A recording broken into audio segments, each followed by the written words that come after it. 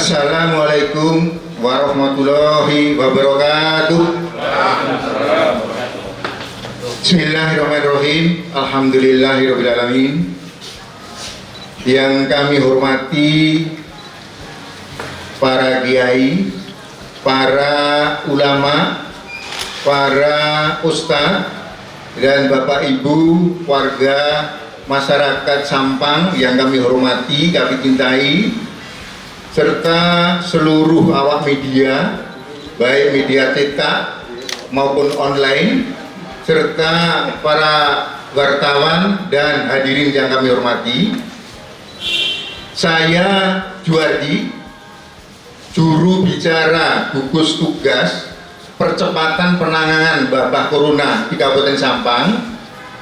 Saya bersama dengan Bapak Kiai Haji Maksum Bukhari, terbalik maaf, Bapak Kiai Haji Bukhari Maksum sebagai Ketua Umum Majelis Ulama Indonesia Sampang, dan juga saya didampingi sebelah kiri saya Dr. Titin sebagai Direktur Rumah Sakit Umum Kabupaten Sampang, dan di belakang saya juga bersama-sama didampingi Kepala Dinas Kesehatan, juga tim medis yang tergabung di dalam tim gugus tugas penanganan COVID di Kabupaten Sampang. Dalam kesempatan ini kami ingin menyampaikan informasi-informasi, laporan-laporan kepada masyarakat Sampang kaitannya dengan apa yang telah kami laksanakan, apa yang sudah kami laksanakan, dan apa yang akan kami laksanakan kaitannya dengan penanganan COVID di Kabupaten Sampang.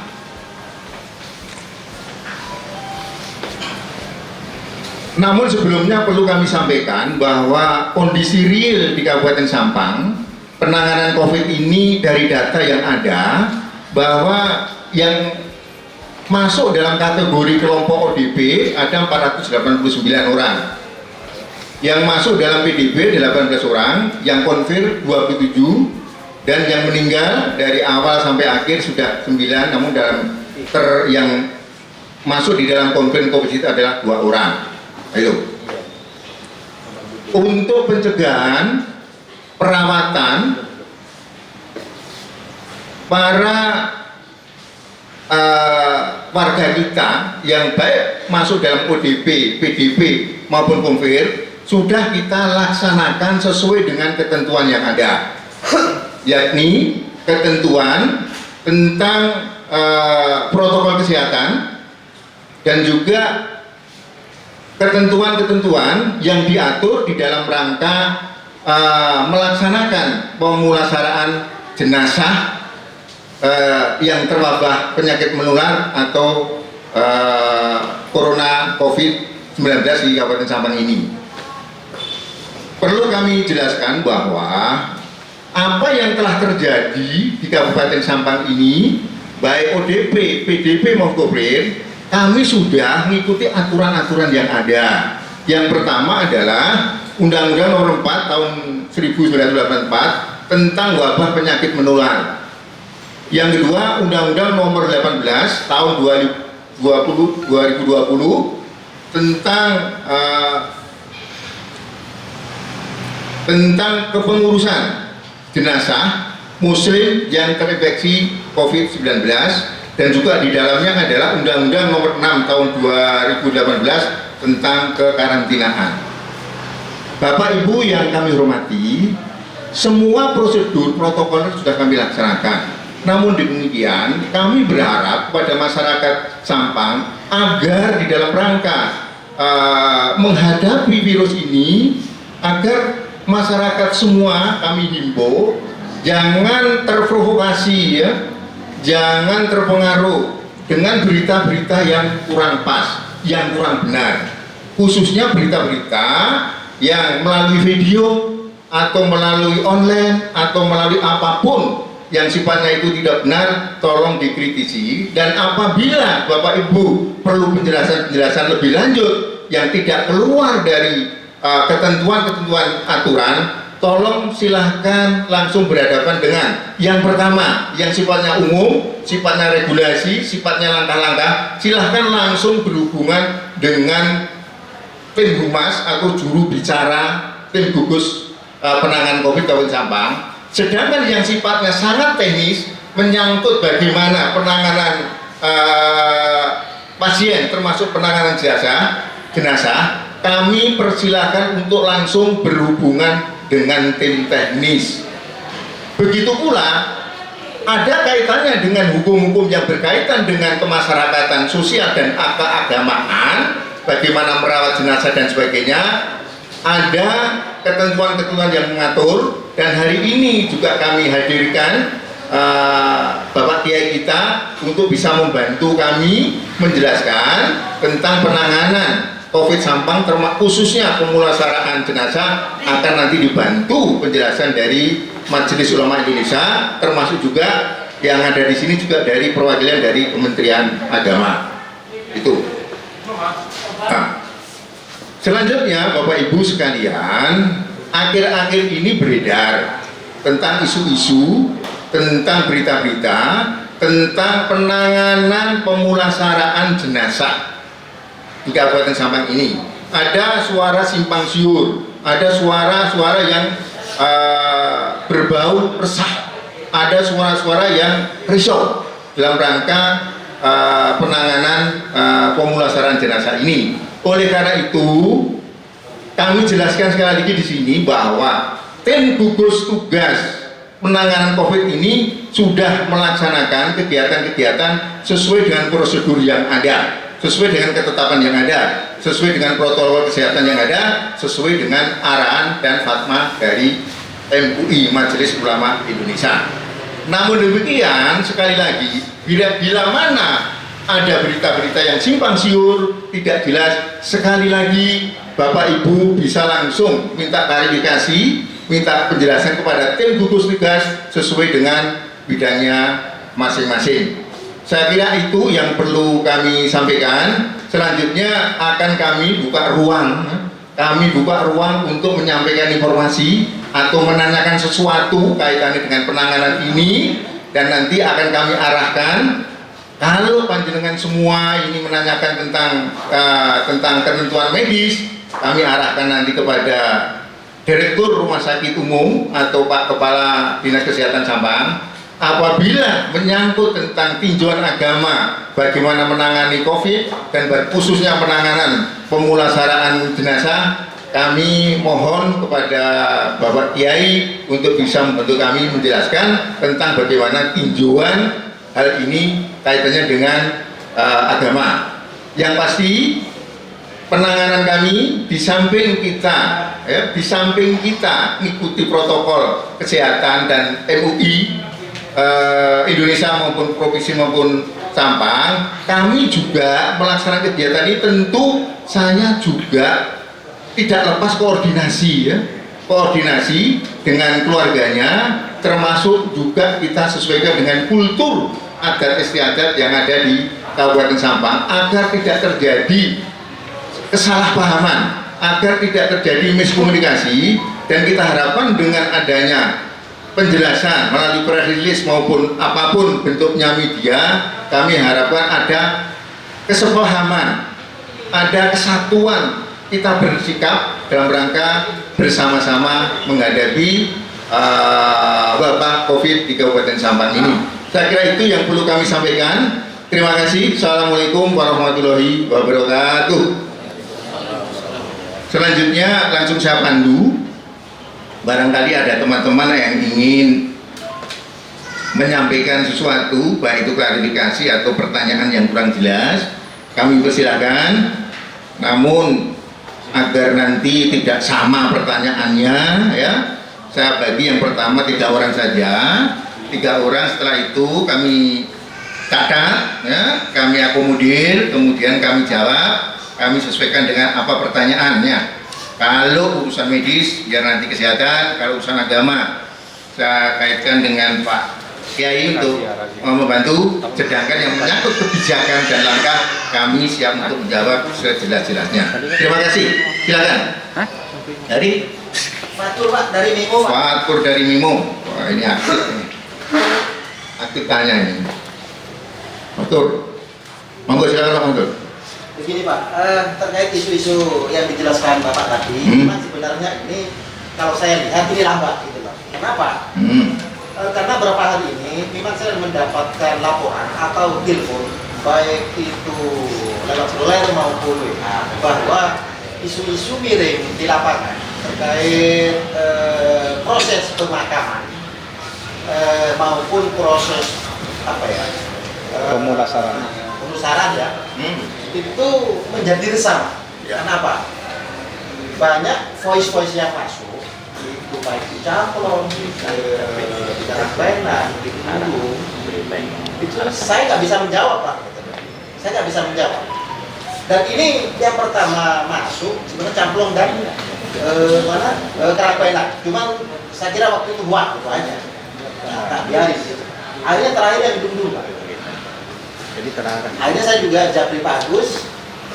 Ternyata jawabannya mungkin 2 hari berikutnya ya. Saya karena ini saya melihat ini menjadi keresahan, akhirnya saya telepon langsung memang Wakapolres Pak.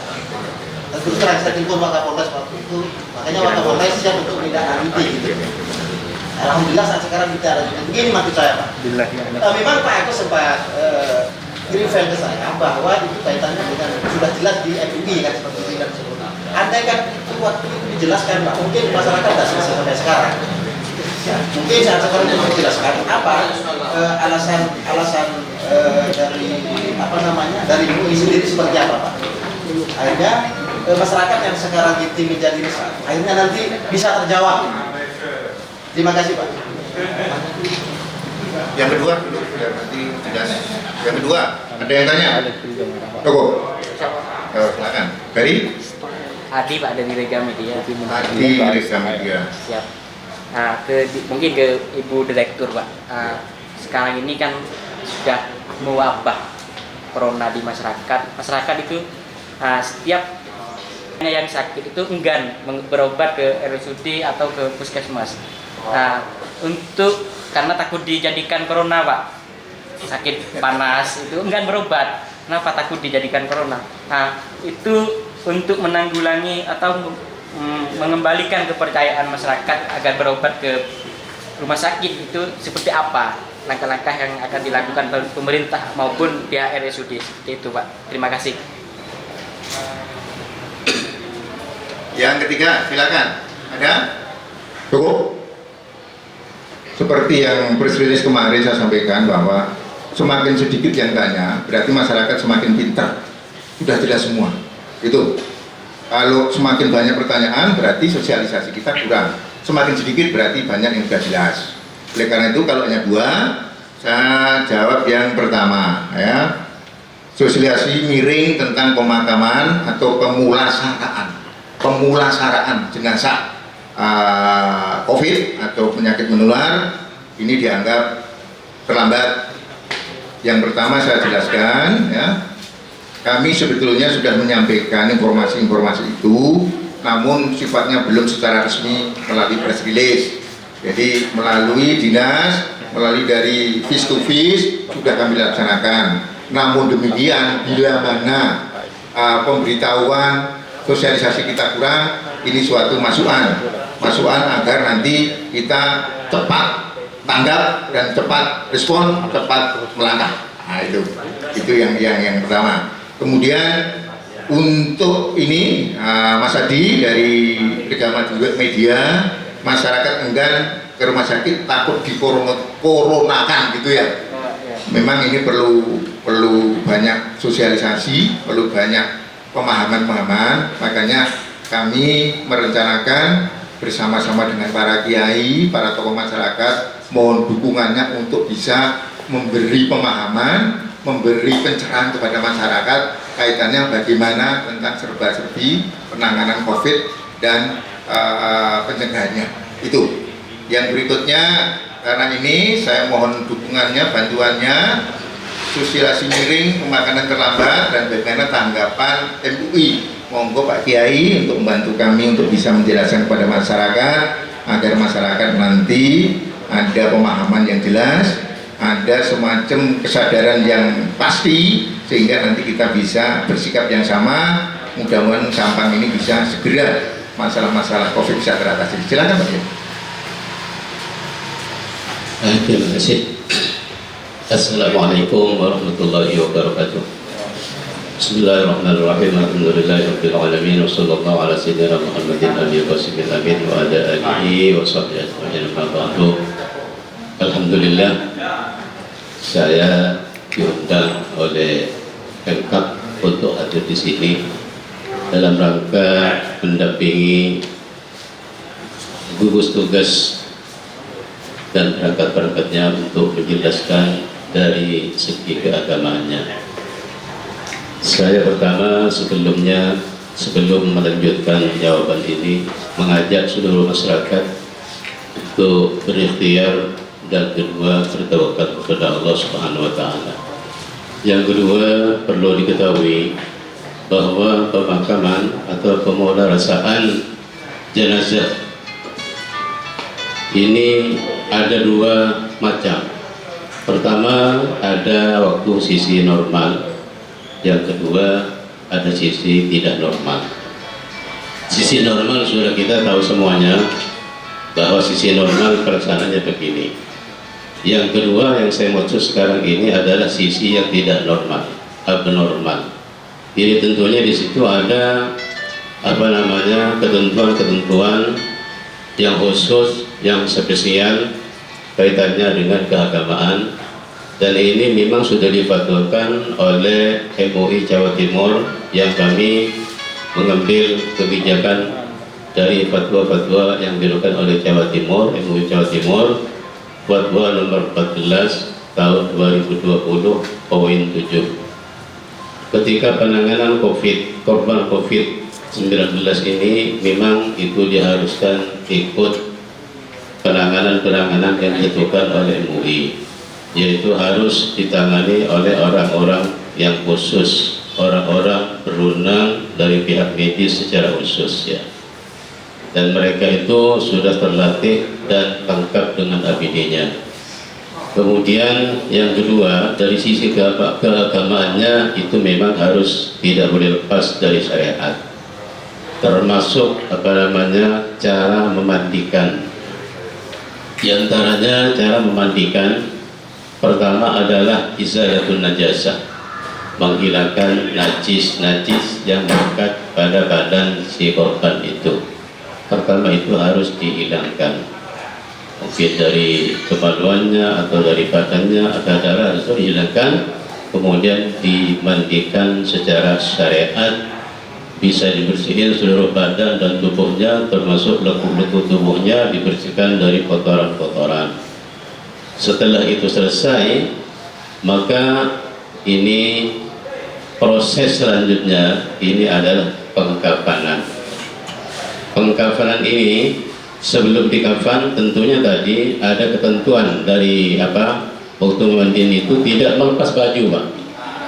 Dan ini mungkin yang menjadi kesalahpahaman dari masyarakat ketika korban COVID-19 ini dipulangkan dari rumah sakit, mungkin masih diminta untuk singgah di rumahnya, kemudian dibuka, walaupun dalam keadaan terpaksa dibuka, ternyata di situ bajunya masih tetap utuh, sarungnya, sampernya, bajunya, hidungnya masih ada di situ. Akhirnya tinggal terjadi prasangka buruk dari keluarga. Oh, ini tidak dimandikan ini. Buktinya ini sarungnya bajunya masih tetap dipakai ini. Karena kalau kondisi normal, Pak, orang memandikan itu kan dilepas bajunya. Setelah dimandiin dilepas. Atau kalau yang biasa di masyarakat itu tidak dilepas, dimandiin dengan bajunya, bisa terjadi. Atau dilepas diganti dengan kain, ditutupkan ke badannya itu kemudian dimandiin.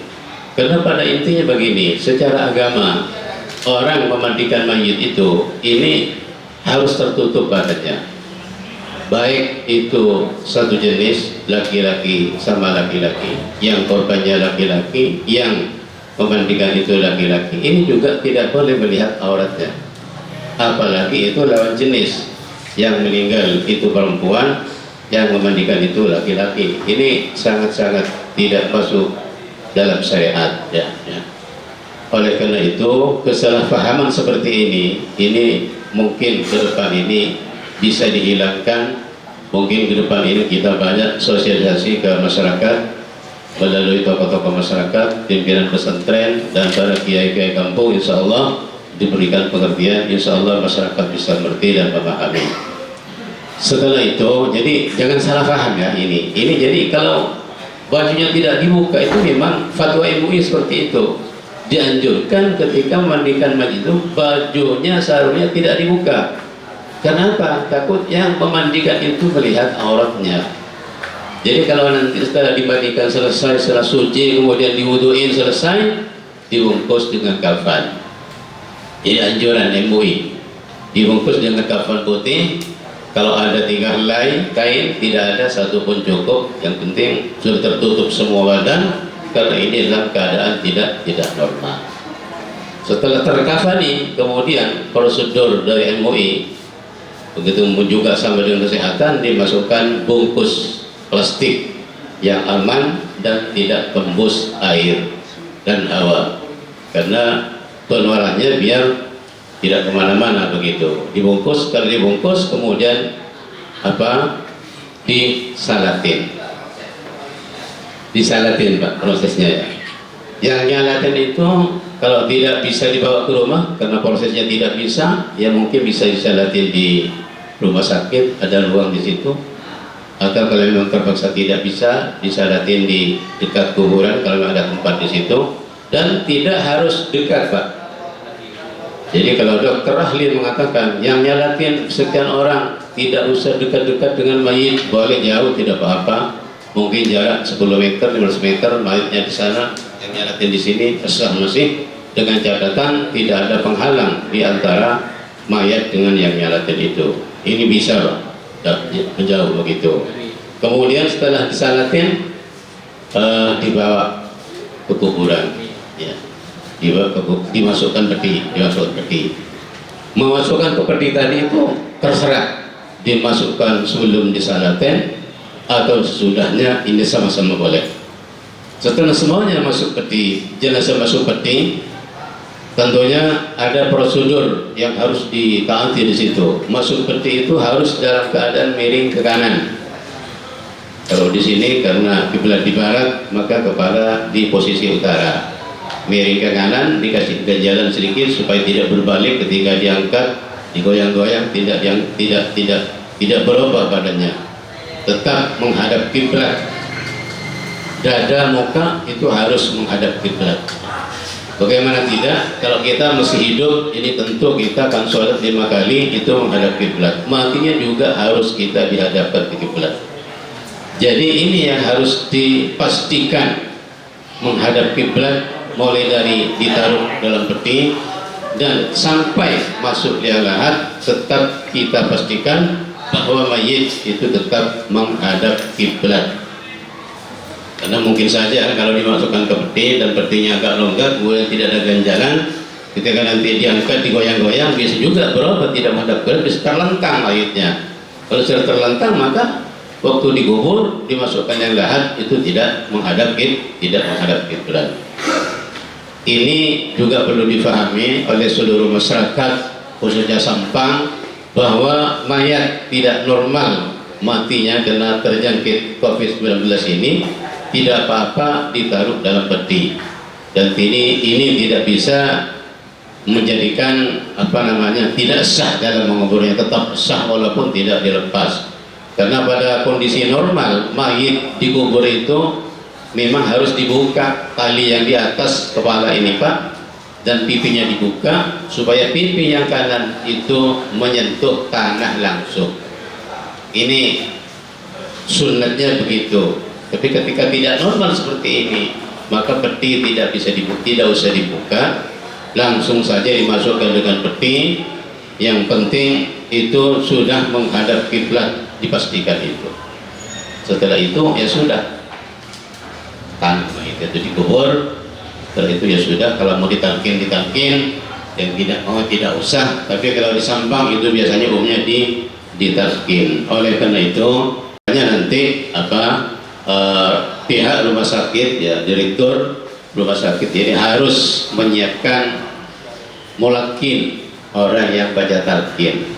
Oleh karena itu saya atau kami MUI sudah memberikan surat edaran khususnya kepada Dinas Kesehatan dan rumah sakit menyarankan supaya kerjasama dengan Kemenak. Dengan Kemenak termasuk diantaranya menyiapkan mulakin, tukang talqin itu kan biasa di rumah sampean ditalqin, Pak. Ini insya Allah pihak rumah sakit menyiapkan ya. Kalau belum maka nanti harus menyiapkan kerjasama dengan Kemenak. Kemudian yang kedua, cara mandi ini yang harus kita perhatikan. Kalau laki-laki mayitnya yang mandikan harus laki-laki, kalau mayitnya perempuan maka harus perempuan. Kenapa demikian? Karena kaitannya dengan masalah aurat yang kaitannya dengan kehormatan mayit. Mayit itu sama, Pak. Kata Nabi SAW, hurmatul mayyiti kahurmatil hayyi. Kehormatan mayit itu sama dengan kehormatan orang yang masih hidup. Jadi kalau masih hidup auratnya terlihat oleh orang lain malu, begitu juga di waktu mati sama, Pak. Oleh karena itu maka disyaratkan oleh Majelis Ulama ketika mayat itu perempuan yang mandiin harus perempuan, ketika mayat itu laki-laki yang melihat laki-laki. Untuk itu saya harap betul kepada Dinas Kesehatan untuk menyiapkan itu semuanya. Demikian dulu, nanti bisa disambung kalau ada pertanyaan lagi bisa dipertajam. Terima kasih. Wassalamualaikum warahmatullahi wabarakatuh. Terima kasih Pak Kiai. Saya pikir apa yang disampaikan Pak Kiai sudah jelas, tegas, pasal-pasalnya, syariatnya dan sebagainya sudah jelas dan tegas. Kemudian pertanyaan yang kedua, masyarakat enggan ke rumah sakit takut koronakan. Wah, ini bahasanya kok takut dikoronakan. Langkah-langkah apa rumah sakit pemerintah dalam rangka mengatasi ini? Saya beri kesempatan dari Direktur Rumah Sakit Buatan Sampang, monggo. Bismillahirrahmanirrahim. Assalamualaikum warahmatullahi wabarakatuh. Terima kasih. Ini tadi ada pertanyaan masyarakat takut didiagnosa corona. Sebetulnya kalau masyarakat takut corona ini sesuatu yang positif. Artinya kalau masyarakat takut kena corona, maka masyarakat itu harusnya mengikuti anjuran atau protokol kesehatan yang ditetapkan oleh pemerintah. Misalnya menggunakan masker, cuci tangan, kemudian jaga jarak dan sebagainya.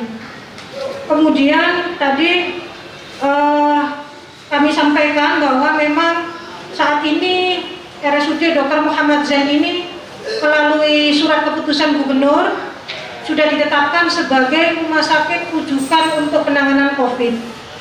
Dan itu kita sudah ada persiapan termasuk tenaga medis. Jadi kita ada tim medis, tim penere yang akan melakukan dalam rangka mendiagnosa pasien COVID. Jadi tidak sembarangan Bapak Ibu, ya, apakah itu masuk kategori ODP, PDP, confirm dan sebagainya. Ini sudah ditangani oleh tim medis. Ada beberapa dokter spesialis yang tergabung di dalam tim penere RSUD Dr. Muhammad Zain. Kemudian terkait dengan mendiagnosa kasus COVID ini sudah ada pedoman yang dikeluarkan oleh Kementerian Kesehatan. Pastinya kami, terutama tim COVID rumah sakit ini mengacu pada protokol, baik itu protokol penegakan diagnosa maupun protokol pengobatan pasien COVID ini sesuai dengan protokol yang dikeluarkan oleh Kementerian Kesehatan. Jadi insya Allah sudah betul-betul sesuai dengan prosedur. Bagaimana mengembalikan masyarakat supaya mau berobat ke rumah sakit? Perlu saya sampaikan saat ini pun Rumah Sakit Muhammad Zain ini juga tidak hanya menangani pasien COVID saja, tapi pasien non-COVID. Dan alhamdulillah dengan memperhatikan protokol kesehatan sampai saat ini baik rawat jalan, rawat inap maupun tindakan-tindakan yang lain ini tetap kita layani di rumah sakit. mudah-mudahan masyarakat yang takut terhadap COVID ini bisa lebih menerapkan kembali protokol kesehatan sehingga tidak ada lagi masyarakat sampah yang terkena COVID dan harus masuk ke rumah sakit. Mungkin itu Bapak penjelasan dari kami. Terima kasih. Assalamualaikum warahmatullahi wabarakatuh.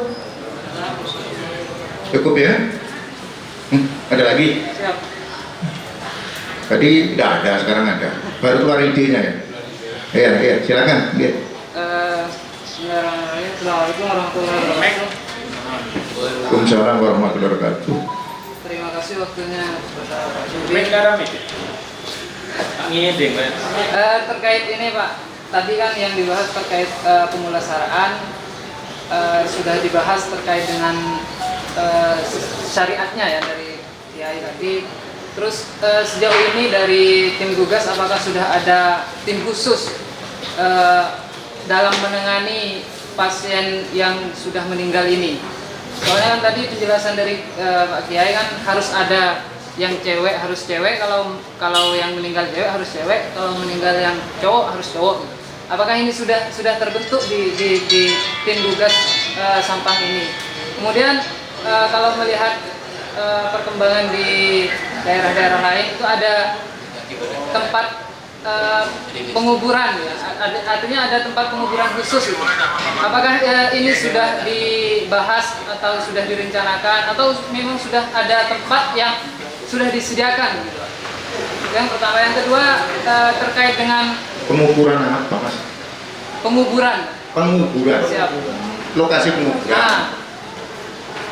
Kemudian sekarang kan sudah masuk arus balik gitu ya. Meskipun tidak ada mudik, tapi sudah banyak orang yang mudik duluan gitu. Sekarang kan sudah arus balik, terus dari pemerintah itu ada peraturan baru terkait syarat-syarat masyarakat untuk balik ke perantauan. Itu syarat-syarat apa saja yang harus dilengkapi oleh pemudik gitu yang mau balik ke perantauan. Kemudian yang terakhir ke Pak Agus nih, sebagai tim kesehatan, mau konfirmasi tanya terkait dana insentif untuk tenaga kesehatan. Apakah ini sudah disiapkan atau bagaimana? Misalnya ada berapa nominalnya per orang? Mungkin itu saja. Terima kasih. Cukup kan? Siap. Ada lagi? Tidak? Cukup ya? Untuk tim ya, pemulasaran jenazah, apa ada timnya? Sudah terbentuk. Namun untuk menghadapi kemungkinan yang terjadi, kita tidak berharap, mungkin kita sempurnakan, kita tambahi personelnya sesuai dengan saran dari Pak Kiai. Tapi sekarang sudah ada, tapi perlu ada penyempurnaan agar ke depan ini kita juga lebih bisa mengatasi hal-hal yang tidak kita inginkan ya.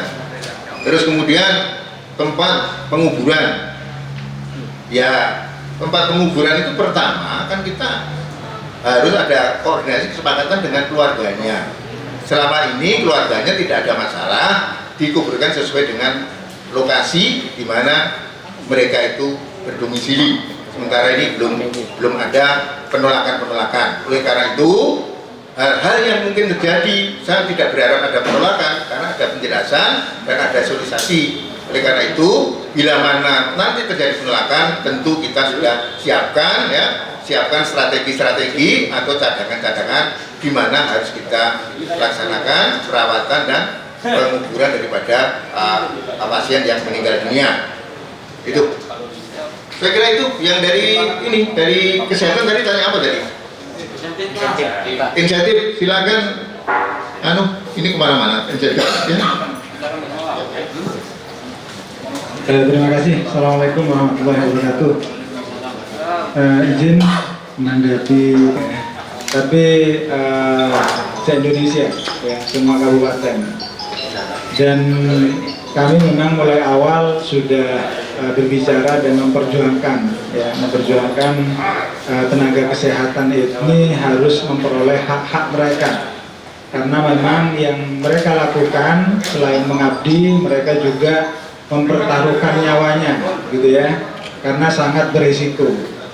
Nah, kemudian ada statement dari Bapak Presiden bahwa Pak Presiden siap menanggung, ya, siap menanggung insentif tenaga kesehatan seluruh Indonesia, ya, sehingga kami menunggu dan 2-3 minggu yang lalu keluar pedoman tentang dana insentif.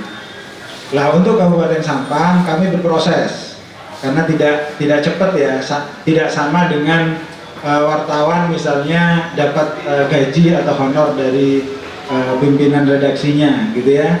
Kalau kita karena ini awal dan memulai, kita sesuaikan dengan pedoman, kita proses gitu ya, administrasi dan sebagainya, mulai dari rumah sakit diajukan ke dinas kesehatan diajukan ke provinsi mengajukan ke pusat. Nah, pada saat ini posisinya administrasi sudah ada di saya ya, karena kemarin ada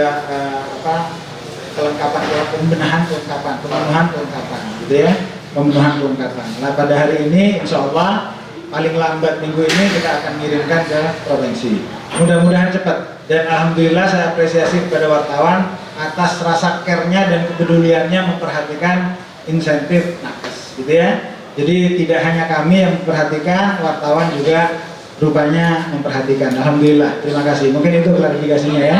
Terima kasih ya. Oh, nominalnya. Jadi nominalnya berdasarkan pedoman ya, untuk spesialis itu 15 juta maksimal. Ya, maksimal. Kemudian untuk dokter itu 10 juta. Untuk perawat dan bidan itu 7,5. Kemudian di luar itu 5 juta. Ya. Per bulan, Dok. Ya? Per bulan ya. Mudah-mudahan ini sesuai dengan risiko yang mereka hadapi ya di lapangan. Dan mudah-mudahan kami juga berharap segera untuk dicairkan oleh pemerintah pusat. Mungkin itu. Terima kasih. Ada lagi? Siap, Pak. Penting mungkin ini, Pak. Nah, ditunggu-tunggu sama masyarakat luas. Pertanyaannya, anggaran perawatan pengobatan mereka pasien yang terkena ODP, PDP maupun konfirmasi positif. Yang kedua, mensikapi OTG, apakah ada rencana atau langkah diadakan rapid test mandiri secara keseluruhan? Gitu ya. Ini wilayahnya Dinkes atau RSUD. Monggo silahkan. Yang pertama, anggaran ini anggaran tentang perawatan pengobatan ODP, PDP, COVID ini bagaimana? Silakan dari Dinkes atau RSUD. Klaim rumah sakit. Monggo silakan. Terima kasih, dan saya mencoba menjawab. Jadi karena memang penyakit COVID ini sudah masuk dalam kategori wabah, sehingga terkait dengan pembiayaannya ini menjadi tanggung jawab pemerintah. Dalam hal ini adalah Kementerian Kesehatan. Sudah ada, saya agak lupa ada Kemenkesnya terkait dengan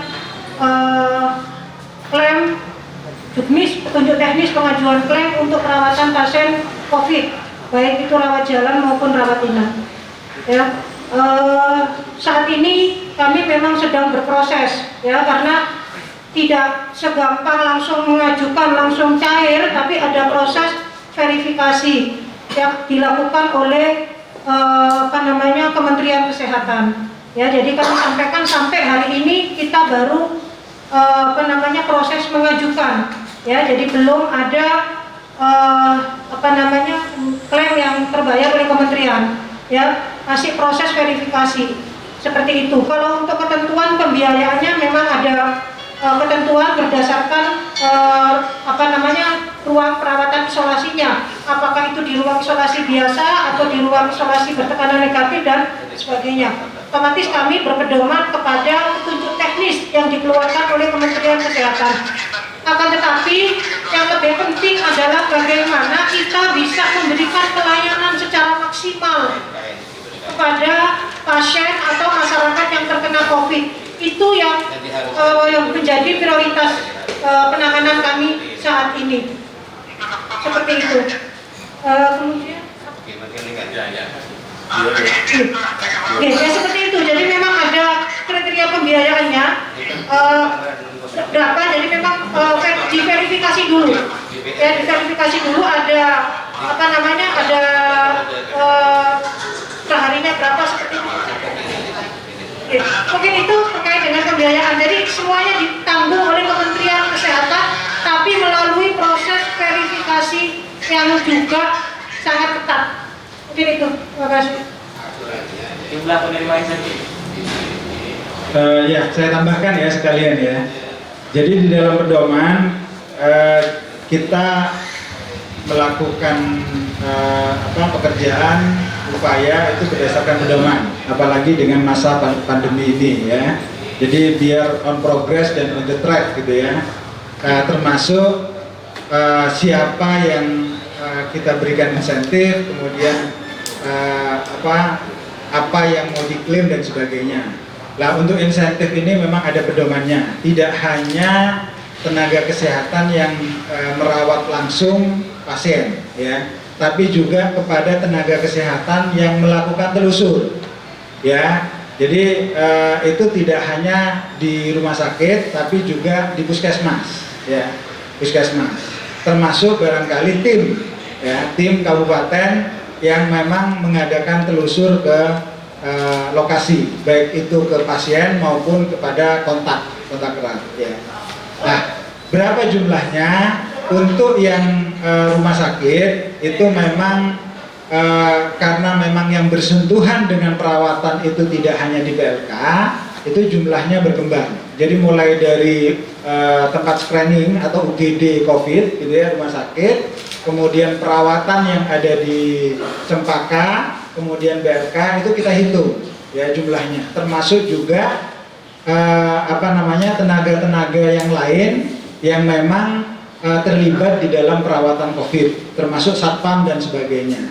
Nah, saya jumlah tidak terlalu ingat ya, tapi yang jelas untuk yang rumah sakit itu lumayan banyak gitu ya. Kemudian untuk yang puskesmas ini kita lagi mengumpulkan data. Yang jelas kalau kita hitung masing-masing puskesmas itu 2-3 tim ya, tracing, telusur ya, kalikan 22 puskesmas itu sudah jelas ya jumlahnya berapa, antara 75 sampai 100. Kemudian yang kedua terkait dengan OTG ya, untuk rapid test. Jadi rapid test yang kita sediakan itu memang sudah ada peruntukannya ya. Jadi peruntukannya itu sesuai dengan indikasi. Yang pertama yang kita lakukan adalah pasien ODP. Kemudian yang kedua PDP ya. Kemudian yang ketiga adalah OTG. OTG ini kita luruskan ya. Yang disebut dengan OTG itu adalah orang-orang yang dalam satu perjalanan dengan pasien ya. Kemudian orang-orang yang dalam satu ruangan dengan pasien ya. Kemudian yang ketiga orang-orang yang kontak langsung dengan pasien, yaitu yang disebut dengan OTG. Jadi tidak semua masyarakat itu adalah OTG. Nah, ini yang kemudian kita prioritaskan ya. Kita prioritaskan. Nah, ketika semua masyarakat punya indikasi ini, silahkan langsung ke puskesmas ya. Tapi yang tidak itu kita arahkan kepada klinik-klinik swasta yang tidak sesuai dengan indikasi ini. Karena tadi itu keterbatasan, sehingga yang kita dahulukan itu adalah yang prioritas, ya, yang prioritas. Mungkin itu. Terima kasih. Terakhir Pak. Pak terakhir Pak. Yang sudah. Yang itu yang berdiri, yang tadi sudah. Yang Menutup Pak, menutup mungkin ya. Iya, iya. Izin. Terima kasih. Assalamualaikum warahmatullahi wabarakatuh. Pertama saya tanyakan ke pihak MUI Pak. Tadi mengimbau khusus Dinkes, ada talkin dan ada pengurus jenazah sesuai syariat. Nah, masalahnya himbauan tadi bentuk harapan Pak. Dan masyarakat luas menilai RSUD Sampang ini jauh dari harapan itu. Terlebih krisis kepercayaan Pak soal hasil rapid test dan sebagainya. Dan itu sudah berapa kali terjadi di RSUD. Nah, sekarang jaminan dari MUI untuk RSUD bisa melaksanakan itu apa Pak? Apa ada tim pendamping dari MUI, dan selanjutnya ada nggak dari pihak Menak sejauh ini peran aktif menjaga kepercayaan publik kalau meninggal di RSUD akan terjamin juga cara merawat jenazah itu, karena kan secara umum masyarakat berpikiran di situ Pak, kalau meninggal itu aja, jadi tidak pikir melebar, fokus ke jenazah yang pikirkan Pak, sehingga masyarakat bisa kembali percaya ke RSUD. Terima kasih. Assalamualaikum warahmatullahi wabarakatuh. Iya, terima kasih. Khusus pemulasaraan jenazah, kami sudah ada tim yang melaksanakan itu. Namun demikian, tadi sarannya, petunjuk dari Pak Kiai, Ketua Umum MUI Sampang, agar tim ini diperkuat, diperbanyak, dan disesuaikan dengan kebutuhannya. Seperti itu. Oleh karena itu, kalau MUI ini menjamin atau tidak, saya pikir kalau sudah ada dorongan dari itu, saya pikir nanti pihak tim gugus tugas yang dalam hal ini RSUD maupun kesehatan akan melaksanakan petunjuk-petunjuk dan perintah dari MUI wabil khusus. Ini barusan perintah dan petunjuk dari Ketua Umum MUI Kabupaten Sampang. Itu ya? Cukup ya? Pak Kiai ingin nambah dikit? Kalau mau nambah. Jadi kalau pertanyaan tadi apa jaminan? Saya kira saya jamin ini selalu dilaksanakan Pak. Karena ini direktur rumah sakit ini istri teman saya, Pak sama namanya? Pak Masul ya. Jadi dijamin nanti dilaksanakan, termasuk kalau perempuan yang mandiin, laki-laki, kemudian ada mulakin yang mulakin, insya Allah ini dijamin dilaksanakan. Jadi seperti Pak Agus tadi bilang, ini hanya tinggal menyempurnakan. Kalau tim sudah lengkap tapi belum begitu sempurna, tinggal disempurnakan nanti. Dan ini kami MUI dengan Kemenak insya Allah selalu akan mendorong kepada RSUD untuk melaksanakan semaksimal mungkin dari segi keagamannya. Terima kasih. Dari ini juga teman saya ada dari Kementerian Agama, barangkali ingin nambah atau cukup? Nambah atau cukup? Tambah. Kalau ada kurang tenaga, siap. Oh, intinya kalau kurang tenaga, Departemen atau Kementerian Agama siap mendukung sepenuhnya. Cukup ya? Bapak Ibu yang kami hormati, saya menyimpulkan pertemuan kali ini, press release kali ini, bahwa pelaksanaan khususnya pemulasaraan jenazah, baik itu yang dari PDP konfir, sudah kita laksanakan sesuai dengan ketentuan-ketentuan yang ada, yakni protokol kesehatan dan juga fatwa dari MUI nasional maupun provinsi dan Kabupaten Sampang. Oleh karena itu, saya menghimbau, mengajak kepada semua elemen masyarakat, wabil khusus yang kami hormati, kami taati, para kiai, alim ulama, para ustadz dan bapak ibu sekalian, bahwa COVID Corona ini adalah wabah yang merupakan tanggung jawab pemerintah dan tanggung jawab kita bersama. Oleh karena itu, saya mengharap agar elemen-elemen masyarakat di Sampang ini, masyarakat umum, agar senantiasa meningkatkan kesadaran kolektif, meningkatkan tingkat kedisiplinan dalam rangka melaksanakan protap-protap atau protokol kesehatan, protokol keagamaan sesuai dengan ketentuan-ketentuan yang ada. Itu kuncinya. Nomor dua ya, kepada masyarakat semuanya agar membantu kami, jangan sampai terjadi berita-berita yang dipelintir-pelintir, berita-berita yang simpang siur. Kenapa? Dengan adanya berita yang tidak benar, berita yang simpang siur, berita yang bias, ini akan memicu masalah di wilayah. Masyarakat akan menjadi panik, masyarakat akan menjadi risau, masyarakat akan menjadi tidak menentu. Oleh karena itu, apabila ada sesuatu berita yang kurang pas, kurang bisa dimengerti, saya menghimbau kepada semuanya agar klarifikasi tabayun ya, kepada pihak-pihak yang memang sudah menjadi kewajibannya. Masalah regulasi kebijakan silahkan tanya kepada Humas. Urusan teknis tentang akomodasi, tentang medis silahkan langsung tanya kepada mereka yang membidangi. Agar apa? Agar semua permasalahan-permasalahan di Sampang ini, terutama penanganan COVID ini bisa berjalan dan bisa kita tuntaskan secepat mungkin atas kerjasama kita semua. Saya kira itu yang perlu kami sampaikan. Sekali lagi terima kasih kepada para wartawan, khususnya tolong kami dibantu masyarakat ini kondusif atau tidak.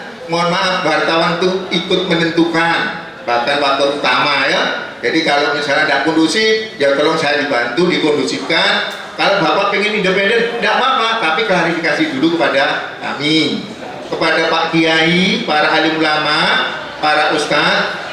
Bapak-bapak semua ini punya pengaruh ya, yang besar sekali di masyarakat. Oleh karena itu, mohon kerjasamanya saya dibantu agar masyarakat kita, keluarga kita, anak-anak cucu kita bisa terselamatkan dari virus ini. Terima kasih, kurang lebihnya mohon maaf. Assalamualaikum warahmatullahi wabarakatuh.